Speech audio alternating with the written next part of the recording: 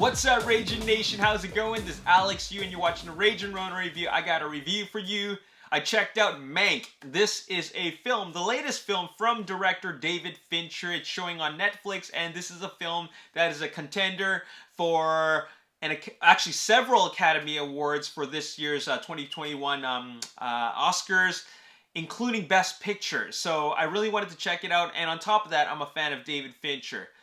Now, this film contains subject matter that I'm really not interested in, but I made an attempt to watch this film. I watched it all the way through, and I'll tell you straight up, while this film has a lot of praise and a lot of positive criticism, I did not enjoy this film. I did not like this film, and I think that, and obviously this film is not my cup of tea. I like David Fincher as a director, but I just could not get engaged with this film at all.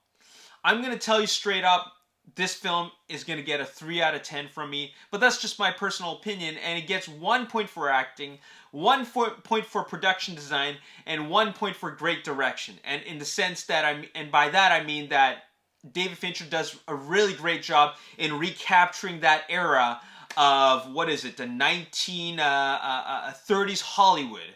He does a great job in all those things. The other 7 points that is missing from this being a perfect film is simply because I could not get into this type of film talking about this subject matter. This film is about the director,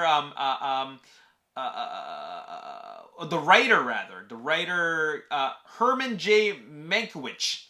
He's the writer of Citizen Kane. He doesn't have a whole lot of time. He has to write Citizen Kane, a film that I've never watched, but a film that a lot of people talking about that it is the best film ever made, okay? Like, this is one of the greatest films ever made. I don't care. Stop comparing films with Citizen Kane. I'm never gonna watch this film. It's too old for me to watch, and I just really don't care. A lot of people say, like, you know, what did you expect when you were gonna watch Transformers? Citizen Kane? Why would you even compare Citizen Kane with, like, I don't even care about Citizen Kane, and a lot of people would never watch Citizen Kane anyways, okay? It's a movie for that era.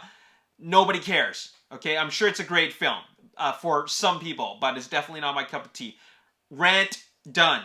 Anyways, so I don't care about the making of a film that I don't care to see. The worst part about this is that they never clearly identify an objective in this film. The film just kind of birdwalks here and there all over the place, dealing with other people's drama, and at no point in time until the very, very end, only then they identify the objective, and that was this film eventually becomes Citizen Kane. And I'm like, okay, who gives a crap? So I don't care about this film. I'm sorry. This is David Fincher's worst film. He's done better work, obviously, okay? And it's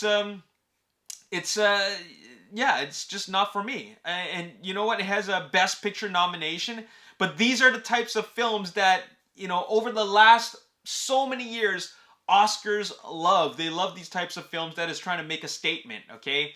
But, yeah, definitely not for me. Absolutely not. It's, you know what this feels like?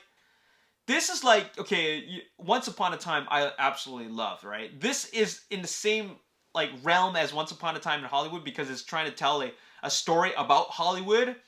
But Quentin Tarantino does a much better job because he's using much more interesting characters, and set during a more interesting era.